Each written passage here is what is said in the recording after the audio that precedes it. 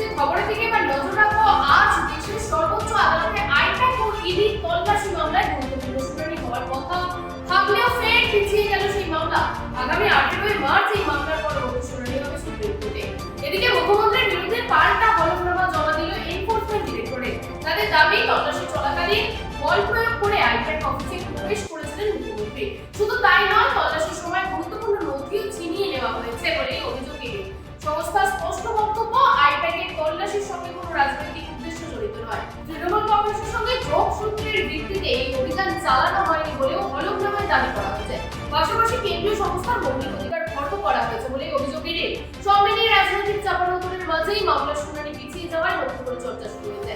এখন নজর 18 মার্চ, সেদিন সুপ্রিম কোর্টে কি পর্যবেক্ষণ দেয় সর্বোচ্চ আদালত, সেদিকেই তাকিয়ে রাজনৈতিক মহল। আর ঠিক এই প্রসঙ্গে কি বলছেন কল্যাণ ব্যানার্জি, শোনা আজকে কি বললো। আজকে যে এনফোর্সমেন্ট ডিরেক্টরেট যে এসএলপিটা করেছিল স্টেট গভর্নমেন্ট এবং মমতা ব্যানার্জির এগেনস্টে, তাতে সলিসিটর জেনারেল তুষার মেহতা তিনি টাইম নিলেন আজকে, ওনারা রিজয়েন্ডার ফাইল করবে বলে।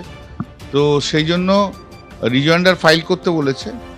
আর মামলা ফিক্স করেছে 18 মার্চ, মামলা ফিক্স করেছে ফর হিয়ারিং।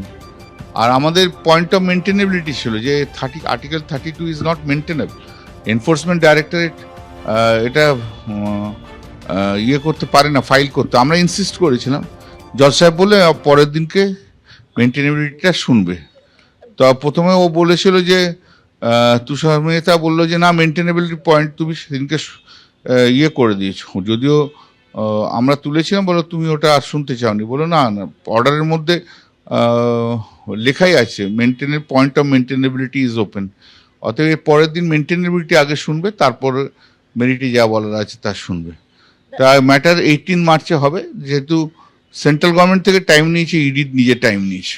দাদা, আজকে আপনারা এই উল্লেখ করেছেন দোলের পর ডেট দেওয়া আপনাকে আমি না না, দোলের আগে না, দোলের পর। আমরা দোলের পরই করো, দোলের আগে তো সম্ভব হয় না, আমাদের তো কাজ আসে নাকি। দাদা, আরেকটা জিনিস আজকে বারবার করে রাজ্যের তরফ থেকে উল্লেখ করা হচ্ছিল যে এনফোর্সমেন্ট ডিরেক্টরেটকে ওয়েপেনাইজ করা হচ্ছে। হ্যাঁ, সেটা তো বলেছি, that is the reason it is not maintainable. এই এনফোর্সমেন্ট ডাইরেক্টরেট একটা স্টেটের বিরুদ্ধে মামলা করতে পারে না, সেন্ট্রাল গভর্নমেন্ট স্টেট গভর্নমেন্টের এগেন্সটে মামলা করতে পারে না। ইডি তো ফাইন্যান্স ডিপার্টমেন্টের একটা অঙ্গ, nothing, is central government. ED নাম দিলে কি করে হবে, সেন্ট্রাল গভর্নমেন্ট।